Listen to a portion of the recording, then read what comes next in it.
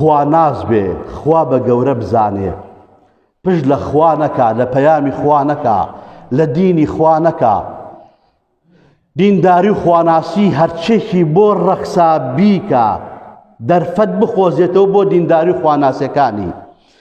لە فەرمودەیەکی ئیمامی تورمزی ڕضا و ڕەحمەتی خوای لێ بێ فەرمێ لە ڕۆژی قیامەتە خوای پەروەردگار کە پێغەمبەری خوا فەرمێ صلی الله علیه وسلم خوای پەروەردگار مرۆڤێک دەهێنێ بۆ میزان و محاسبە و لێپرسینەوە. ئەم مرۆڤە کاتێک کە ئەهێنێنەوە و نۆ سجلی لەگەڵایە، نەوە و نۆ سجلی تۆماری گەورە، هەموو لاپەڕەکانی سجیلەکە هەمووی ڕەشە، هەڵە و پەڵە و گوناه و تاوانە، هەر هەمووی.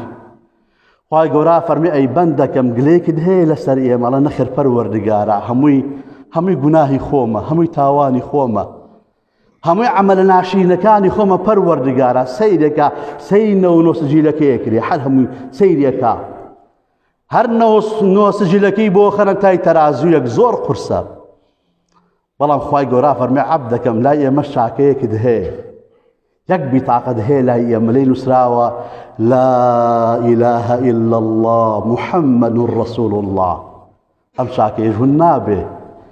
ئەم بیتاقەیە کە لێی نووسراوە لا إله إلا الله خەنە تای تەرازووی، تاکەی تری تەرازوەکە یەکسەر ئەم تایە قورسە بێ و گوناهەکانی سووک ئەبێ.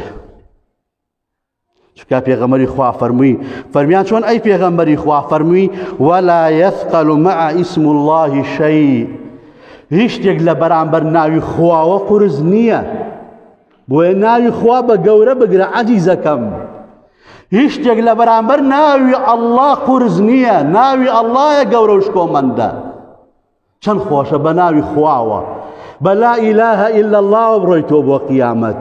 بۆیە پێغەمبەر گیانە فەرمێ هەر کەسێ ئاخر کەلیمەی لا إله إلا الله بێ دەخەلە الجەنە، ئەچێتە بەهەشتەوە و ڕزگاری ئەبێ لە هەموو ناڕەحەتەکانی قیامەت. دەی چۆن ئەبێ لا إله إلا الله آخر کەلیمەت بێ؟ ئەبێ بەردەوام لەسەر لا إله إلا الله بژی، ئەبێ بەردەوام لەگەڵ لا إله إلا الله یابی، ئەبێ لا إله إلا الله لە دڵتا لە ڕۆحتا ڕەگی داکتابێ، لە غەیری پەروەردگاری ئەڵڵا هیچ شتێکی تر بە خوا نەزانی، بە فریادڕەت نەزانی، بە ڕازق نەزانی، بە مرێنەر نەزانی، بە دەوا و چارەسەر نەزانی. ئێمە زۆر ئاڵین ئەڵڵا، بەڵام سیفەتی ئەڵڵامان ناوە بە دوژمنانی خوا، بە غەیری خوا. ئەو ئەڵڵایە لای خوا وەزنی نییە. ئەڵڵایە قورس و گرانە، ڕۆحت لەگەڵ ڕۆح تابێ، لەگەڵ ویژدان تابێ، لەگەڵ گفتار تابێ، لەگەڵ فکر و عەقڵ تابێ. تۆ ئەڵێ ئەڵڵا بەڵام فکر بۆگەنە، ئەخلاق ناشرینە، نابێ عەزیزەکانم.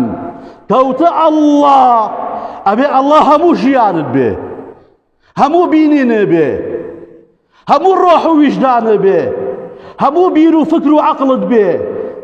ئەوسا خوای پەروەردگار ئەی کاتە ئەو وەسیقە گەورە، ئەو کارتە گەورە کە لە قیامەتە نەجاتت بدا.